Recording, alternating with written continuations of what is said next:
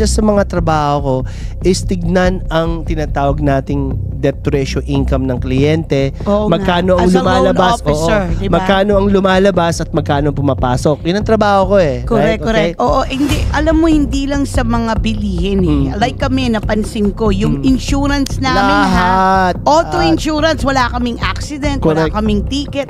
Tumaas na lang. Even property insurance. Yung anak ko na panganay, when he went to college, imagine, umuwi ng bahay namin, may 14,000 credit card debt.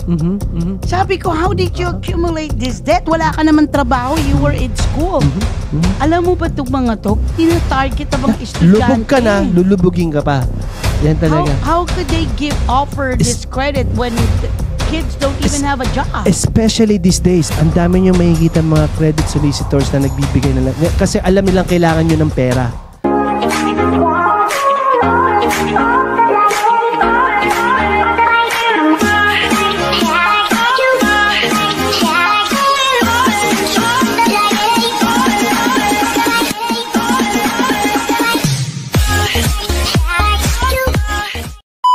Hello everyone, this is Elizabeth Velasco from the Velasco team of Remax Gold, and this is Alvin Reyes with Supreme Lending. And welcome to our episode 58 of Bahay Pinoy sa Tate. Yes. Hello, Alvin. Hello. Kumusta ka na? Everything is fine. Thank you. Nag-iinit ang market. Oo nga. Sobra. Teka muna, welcome September muna tayo. Nga pala, sorry. Welcome September. Grabe, alam mo bang September is my birthday month? Is it really? Who cares? Okay, But anyway. I care. Grabe naman to. Yes. Okay. September month. Ito na. Paano na rin tayo kung baga paalis na rin ng summer? Oo nga, this is what we call, actually my favorite season, they call fall season. Fall season. Kasi I like the weather. Nagiging orange na lahat yung mga ibang kulay, mga leaves, yes. Tapos yung weather, katamtaman, hindi siya mainit, hindi rin siya super lamig, di ba? Maraming mangyayari talaga this coming itong September pag andyan ang eleksyon. Oo nga. Ito na. Yes. Ito, November, 2 months. 2 months na yan. No, actually we're about 54 or 53 days, diba? Kaya nga, we're nearing on that election day. I guess I hope everybody will vote to kung sino gusto nyo manalo. Do your civic duties. Yes. And be informed sa mga plataforma. At saka mga kung ano man yung mga plano nila, di ba? So Alvin, teka muna, wanted to thank you. Dahil dinalan mo ko ng pasalubong yung paborito kong corn beef. Paano mo napalusot sa Costco? Alam mo naman si Mrs. marunong magboka-boka yan. Teka muna. Anong pangalan nung favorite ko? Del Mundo. Ayun, corn beef Del Mundo. Di ba bawal yun? Bawal nga, kaya nga isang maleta, binuwat ko. Ang bigat na ito. Ano naman nito? Bakal? Puro corn beef. Pero teka muna, yung corned beef Del Mundo, saan nabibili yan sa Pilipinas? Sa Pilipinas talaga. Saan? Saan? Sa product yan ng alin? Iloilo? Oo, parang product, hindi naman product ng Iloilo, parang product lang ng Tagaytay. Ay, my God, ang sarap. Diyos ko. Para bang talagang ang sarap iulam sa kanin. Ano pa lang, amoy pa lang ulam na.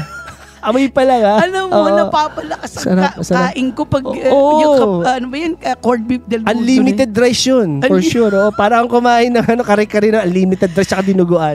Sa ating mga kababayan, kapag di pa ninyo natikban ang corned beef Del Mundo, talagang mapapawaw kayo. Sobrang sarap talaga. Sarap, no? So, anyway, kaya rin ko rin naman gustong ibigay sa iyo dahil alam ko talagang favorite mo yon. Tsaka yung kasi sa Pilipinas, pag kinakain mo yun, hindi mo kailangan ng maraming ulam. Ay, oo nga. Alam mo, ginisa ko lang siya sa bawang at saka sibuyas. Ayos na. Ang sarap. Hindi mo kailangan. Kung baga ba sa isang lata, maski 5 kayo, 6 kayo, kasya na. Diba? Ganun kalinamnam. Ano ba yan? Dami kayang MSG yan? Hindi ko alam. Dami kayang betchin? Hindi naman ako nayantok pagka kinakain ko kasi wala naman siguro betchin. Pero guys, we're talking about this kasi nga, we're seeing na rin kasi ang presyo. Ang mga presyo. Ay, oo nga. Grabe. Let's talk about inflation. Ang mga presyo ng bilihin, pataas. Oo nga. I mean, kung sa Pilipinas, mahal ang bilihin. Ganun din po dito sa Amerika. Parang mas mahal dito ang pagkain kaysa sa Pilipinas, sa totoo lang. Hindi mo ba napapansin? Dati noon, pag nagko-Costco ko, $100, puno na yung cart ko. Sakto. Sakto. Ikaw? Ako, chinek ko yung resibo ko 3 years ago, 2 years ago sa versus now. Oo. Chinek, kasi pare-paro lang naman binibili natin, di ba? Pupunta tayo doon. Kung ano yung mga kailangan, necessity mo, di ba? Oo, yes. Parang nag-doble sa tingin ko, Nagdoble o nagtriple? Nagtriple. Ay, grabe. Ganun kataas. Nagtriple. Ang mahal na. Tsaka hindi pa yon. Hindi lang siya nagtriple. Yung kumbaga ba, yung portion pa nun, paliit ng paliit. Oo nga, diba, napapansin ko yung packaging nila. So, tignan mo yung cheeseburger ngayon ng McDonald's saka cheeseburger 3 years ago. Yung cheeseburger ngayon parang ang liit, di ba? Pati nga yung packaging ng rotisserie chicken, dati nang ang ganda-ganda, ngayon plastic sa plastic na lang sila ngayon. Di ba? Bakit kaya ganun? And it's because of the inflation na tinatawag. Just to let you know, yan ang isa sa malaking nagiging kumbaga ba talagang problema ng maraming tao. Ng isang pamilya is the inflation. Kasi the inflation really number one. Yung sweldo mo naman kasi hindi naman tumataas, di ba? Yeah, I mean, isn't it they base it on a special index, yung pagtaas ng sweldo. The Consumer Pricing Index, CPI, yung tawag dyan. Oo, yan. And this is really based from the bottom to up, kung ano yung presyo ng gasolina. Oo nga, grabe rin yung presyo ng gasolina. Alam mo, I'm so glad na may Tesla kami. Yun na nga. Kasi Diyos ko, sa sobrang mahal ng gasolina. Dati ako, nagpapagas ako. Sa totoo lang guys dati saan ako nagpapagas ngayon sa kanila nagpapagas? Costco. Kasi kailangan mo talaga ng ultimo sentimo na makasave ka, di ba? You could save. Ang haba pa man din ng pila sa Costco. Grabe. Pero pinagtitiisan ko na dahil nga, alam mo, ganun kamura. Mas madadagdag, kumbaga ba, makasave ka ng pera Okay. Let's talk about naman inflation. Bakit ba talaga? Ano ba talaga? Ano ba nangyari? Kasi di ba, alam naman natin, di ba, nagka-pandemic tayo 4 years ago, 2020. Tama. Nag-print ng pera. Ang daming ayuda na pinagbibigay, di ba? Kailangan naman kasi wala naman di ba? Dahil ang mga tao di makapagtrabaho, di ba? It was diba? needed, right? Now, guys, we're talking about this. We're not talking about politics. Hindi natin pinag-uusapan kung sinong boboto or what not. We just want to talk about really what's happening on an experience. Ang mamamayan ng mga tiga-Amerika. Lalo na ako na ang trabaho ko, isa sa mga trabaho ko is tignan ang tinatawag nating debt to ratio income ng kliyente. Magkano ang lumalabas, magkano ang lumalabas at magkano ang pumapasok. Yun ang trabaho ko Correct. Oo, alam mo, hindi lang sa mga bilihin Like kami, napansin ko, yung insurance namin auto insurance, wala kaming accident, wala kaming ticket. Tumaas na lang. Even property insurance. Ay, nga. Speaking of that, yan ang problema ngayon. Isang problema natin yan. Yes, kasi minsan, pag may mga previous claim, yung dating nakatira, di ba? Sinasama nila yun. Oo nga, di ba? Parang nahihirapang i-rewrite yung policy. Correct. Tapos, because of, insurance crisis, minsan we want the client to grandfather in dun sa previous, dating may-ari. Hindi na nila nire-write dahil hindi na raw sila nag-accept ng new policies. New policies. Tama. And this is ganito nangyayari. This is what inflation does to us. Naging mahigpit lahat. Diba? Oo nga. Nagiging mahigpit lahat, right? Paano na kaya yung mga ibang tao na paycheck to paycheck tapos maraming dependent. Iyan nga. Ito nga. So ano bang pwedeng sabihin sa kanila na what they could do, kasi dalawa lang naman yan, either mag-cut sila ng expenses o i-trim nila lahat ng taba, di ba? Tama. Okay? Or dagdagan nila yung incoming, which is yung income, mag-double job. And for instance, I have a client. Overtime. I have a client, Okay, ganitong kliyente, scenario ng kliyente natin. Okay. Hindi lang isa, hindi lang dalawa, 3 pa ang trabaho.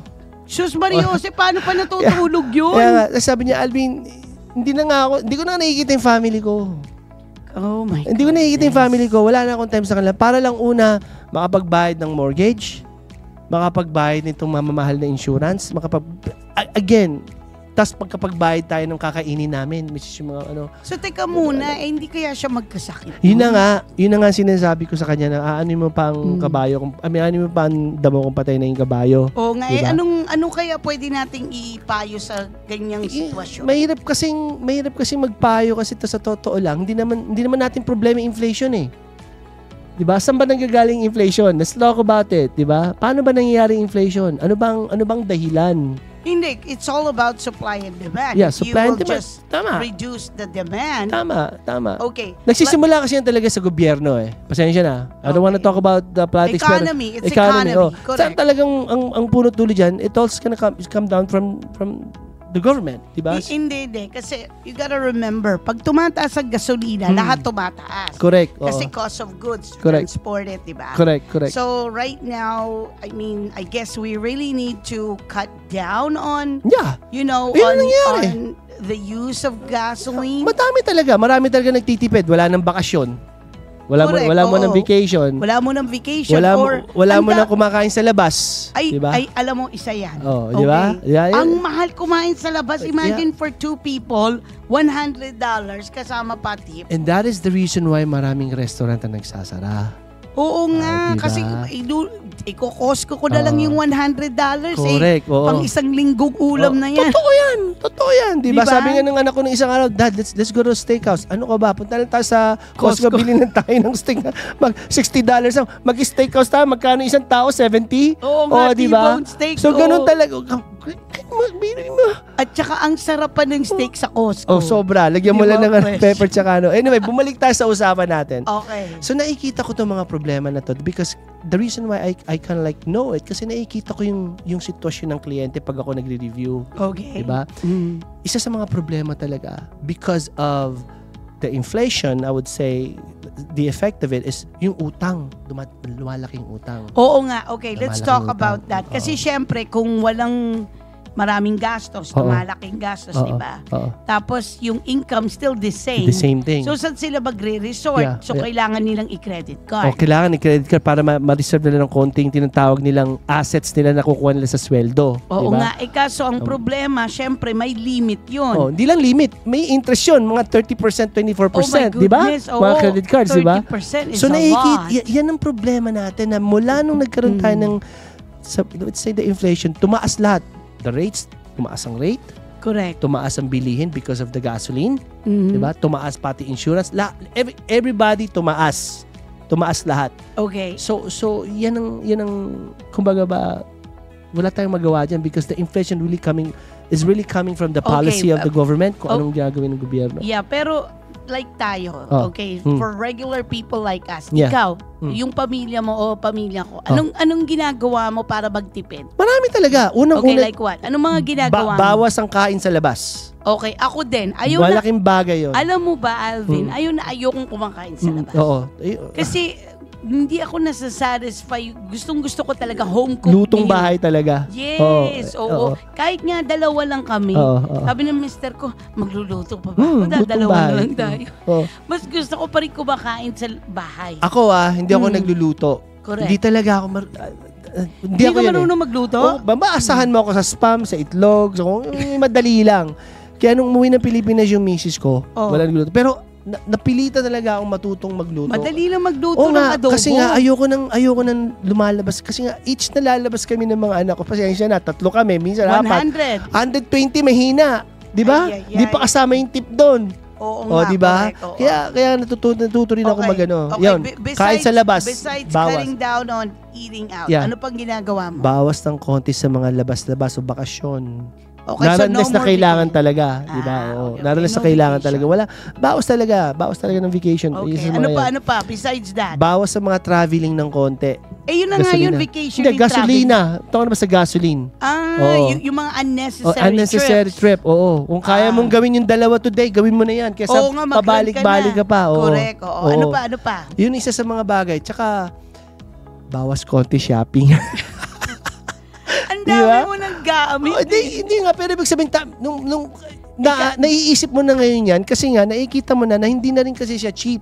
Oo nga, hindi. Diba? At saka yung Amazon, napaka-andaling umorder. Isang click lang. Ganun lang siya, di ba? Right. Andiyan na.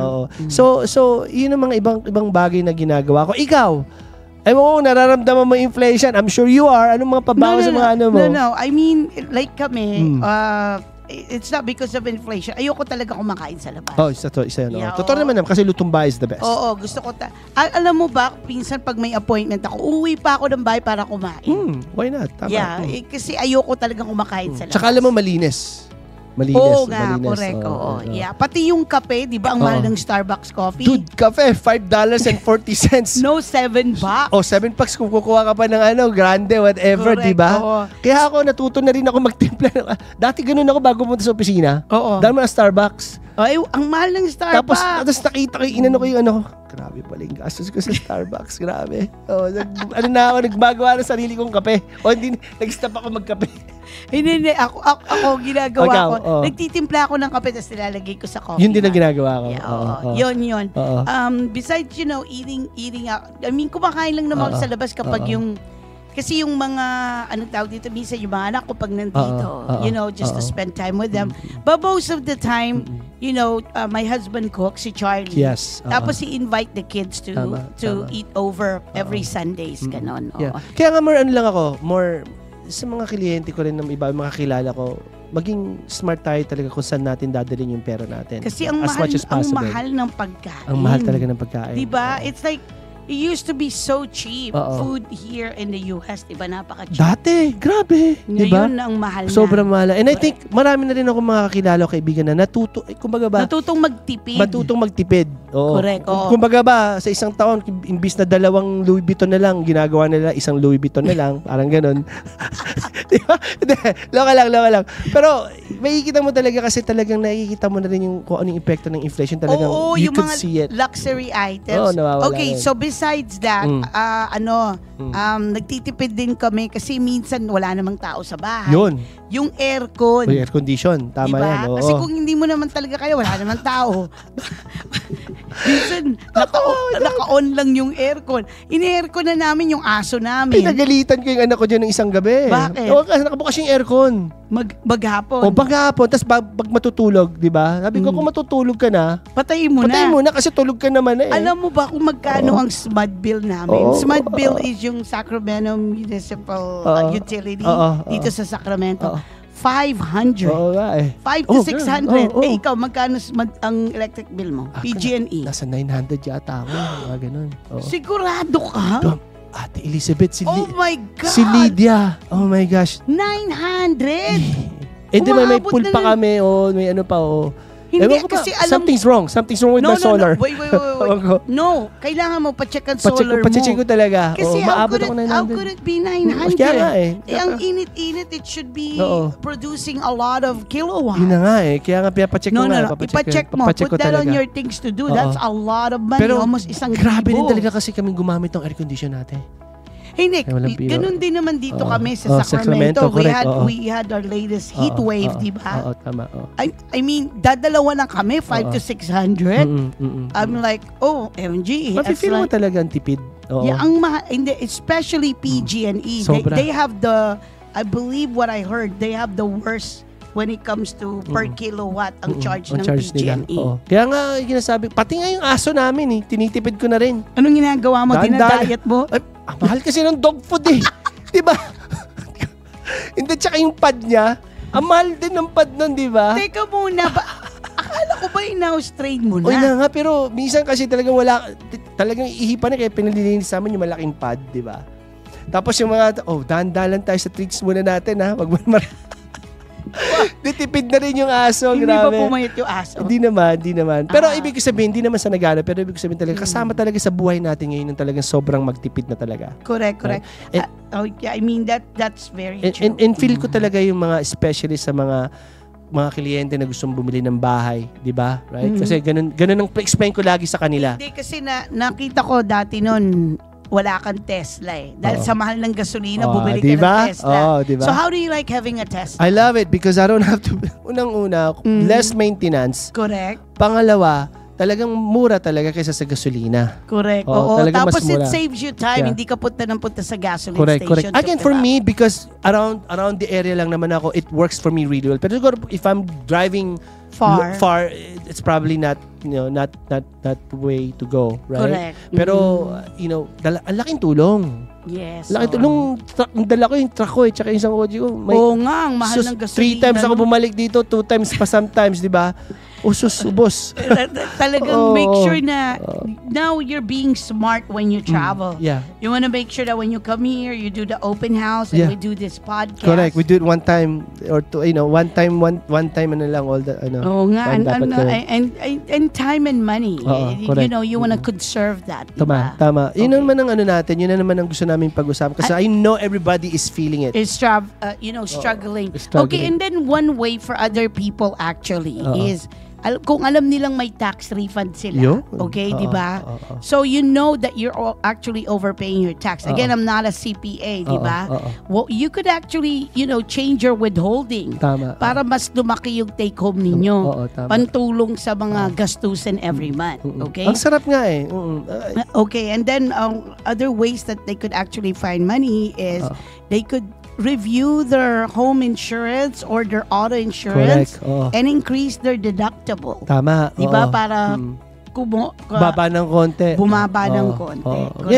You really have to look at what you have right now to see what you can save. Diba? Yes. Right? So, the way you could actually do that is kailangan, they really need to come up with the budget. Yes. Yeah. Like kami, ang ginagawa namin, kasi yung bangko namin, there's a way for you to print the report. Correct. So, by printing the report, dun mo makikita saan na pupunta ang pera namin. Yung mga expenses. Ano ba pinaka-biggest chunk of the expenses? Is it the gas? Is it the utilities? Is it the insurances? Of course, the biggest one is mortgage. Alam naman natin. Nakita mo puro Amazon. Puro Amazon. Alam mo, yung mister ko pinapagalitan ko dyan. Adik sa Amazon. Diyos ko, araw-araw. Pagbukas ko ng pintuan, may Amazon package. Ang ano pa naman ng Amazon, grabing marketing na talagang, one day sale, 20%, maraming nagpa-pop out lagi. Hindi nga lang yun order mo lang, in 2 hours, ay dyan sa doorstep mo. Ang bilis pa, ang bilis. Diba? I think the convenience, and people sometimes, they don't even look how much it costs. Tama. Diba? Dahil napaka-convenient, napaka-easy nandun lang, to order. Napakadali lang, Diba? So, ano pang ginagawa mo to save money?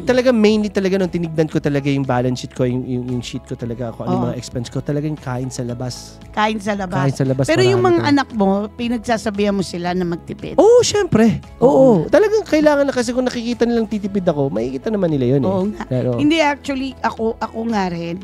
I mean, I really wish na ang US may curriculum tungkol sa what we call is financial education. Yes. Tama. Kasi napapansin ko, at a very early age, kailangan turuan ng mga bata sa financial education. Correct. And ang problema ngayon, ito nakikita ko lang Okay. Hindi ko alam kung nakikita nyo ngayon maraming nag-o-offer ng mga credit line. Marami niya ngayon tumatawag, di ba? Okay. That's very true. I'll give you an example. Yung anak ko na panganay, when he went to college, imagine, umuwi ng bahay namin, may 14,000 credit card debt.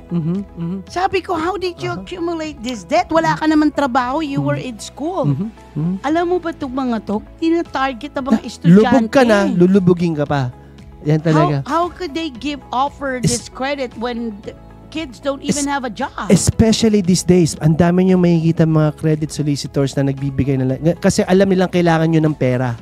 Talaga you're pre-approved. What, with the 30% interest? Yeah, pero OMG! Pero yung iba kakagatin talaga. Why? Kasi short di ba? Pero ang problema kasi sa credit card or line of credit, pag meron dyan yan, ang bilis noon. Ang bilis kasi swipe ka lang ng swipe. Tap ka lang ng tap. And it is, makakatulong siya, pero at the end of the day, parang, you have to understand kung ano yung binara mo, you will have to pay 30% of that or more. Hindi. I think credit card could be used like when you travel. Kung kailangan lang. Or emergency, di ba? Like us, ginagamit namin siya kasi para maka-earn kami ng points. Yes, lahat ng mga gastusin sa business, doon namin pinaparun. Tapos, but we pay it off every month. Para lang makuha namin yung points. Ganun din, kami ng libreng aeroplano or libreng... But the problem right now is that this is where you see all those credit cards companies, the solicitors, who wants to put you in more debt. Though, bibigyan ka ng line, di ba? Bibigyan ko, we'll give you 5,000, we'll give you 3,000. Yeah, okay. So, yun sa panganay ko Okay. Yung pangalawang anak ko, never nag-credit card. Kahit anong alok sa kanya. Kasi disiplinado siya na kung ano yung allowance niya, yun lang pagkakasya niya. Yun lang talaga. Yun lang talaga. So I think also it really depends. Sometimes, pareho mo silang pinalaki. Yeah. Parehong magulang, parehong environment. Correct. Pero they have different spending habits. Correct. Why is that? Well, everybody has different means Everybody has different interests, di ba? Okay, yun yung problema minsan, di ba? Minsan tayo, everybody has, sometimes, most of the times, remember guys, it's not what you want, it's what you need. Oo nga, kaso nga diba? Hindi nga nila alam yung problema, need. Yun nga problema minsan, hindi mo alam Want lagi. Prating want. I want this. I want this. And then I think social media has something to do yung with pa isa, come on. So of course, it's a huge big deal. Pagbukas mo pala ng Instagram mo, advertising agad Di ba? Hindi, tsaka yung mga influencers, di ba? Na they pretentious sila. Pinapakita nilang napakaganda ng buhay nila and everything, pero hindi natin alam behind the scene, guys, di ba? they don't have to be careful. They don't really sell the product, they sell emotions. Anong tsura, di ba? Di ba? Lagi, di ba? They're selling happy feeling. Yeah, Kaya nga it's very, I wouldn't say that we live in an era where it's fake? It's Do you say fake life? We don't, you know what I mean? Pero bakit nung kapanahunan natin, wala tayong social media? Hindi naman tayo attached sa mga ganyan-ganyan. Yun na nga Kaya nga parang feel ko, yung panahon na, hindi naman kami katandaan pero feel ko yung mga era natin, meron din namang internet at that time, parang we're not pressured to buying things, all the time. Kasi unang-una, ngayon kasi, Elizabeth, talagang pagbukas mo pa lang ng social media. Oh, I know. Okay. Marketing agad I'll tell you why. Okay. Why? So remember nung mga kapanahunan natin, bibili tayo sapatos o bagong damit, diba? In order for our friends to see us, magbi-meet sa mall. Diba? Aalis ka muna. Makikita ka sa mall. Ngayon, hindi mo na kailangan pumunta sa mall. Kasi ilagay mo lang siya sa Instagram, thousands and millions of people. Mas convenient. That could actually see it's a big part talaga. Di ba? Dati tara bili tayo ng sapatos. Traffic. Sige, bukas na lang. Kasi di ba mag-aano ka pa ngayon. Wanna buy shoes. Andiyan na. Nga, madali. Madali na lang, di ba? It's like it's an instant gratification.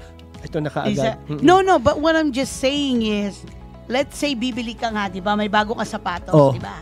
So yung bagong sapatos mo, para makita ng mga kaibigan mo, pupunta ka ng mall. Kaya nga. Kasi walang social media noon. Tama. Or when you go to a party and then all these people in the party will see it. Tama. Ngayon, hindi na ganon. Nga. Kasi if you're gonna go out, get ready with me. Yeah, Di ba? O papakita ko ano yung mga damit at sapatos sa susuot nila, tsaka makeup, all that. Ayos na. So, thousands of people nang makakakita. So it's for the show. Yeah. No, right? most of the time. So, tsaka for me, isa pa, parang parang bang nabawasan yung for you to time to think if you need it or you want it. Okay. Kasi pag nandiyan na kaagad, parang, I like it. Diba? Nga. Parang wala ka ng time na mag-isip, di ka na magdadalawang isip. Correct. Pero kung bibili mo pa dati sa store, pupunta ka pa, parang, Teka muna, parang nagkakaroon ka ng time, di ba? Kailangan ko ba talaga? Kita ko yung bagong sapato. Maayos pa naman itong isang sapato, di ba? Ngayon isang pindot na lang. So yung talagang instant. Walang nagpipigil sa'yo. Yung instant gratification nga kaagad kasi andyan na kaagad. Correct. Parang yun ang feel ko, isa sa mga kasalanan ko rin, ginagawa ko yan. Pero totoo yun. Huwag ka na kasing mag-shopping online. Minsan ganun talaga Okay. Yun ang problema kasi nga pagpasok mo sa IG, maski advertising. Ganito. Like halimbawa, nasa kusina ako. Di ba? Let's say, nagluluto. Mahal, kailangan natin ng ganito. Next thing nyo, ito, yun na, di-deliver na. Ang bilis, di ba? Ang bilis. You think action is there, ang bilis. Wala ka nang time na mag-double. Teka muna, kasya ba sa budget ko to? Yun, wala na. Kaya ba? Ganon. Yun ang problema natin. Okay, look at Costco. Yes. Costco used to be only accepting either cheque or bank cards, diba? Or ATM. Ngayon ang Costco nag-a-accept na ng Visa, which is credit card, diba? So think about it. Napakabilis. Guys, ito I'm just being honest sa akin. Yes. Actually, I started going grocery na talaga, more in sa Safeway na lagi.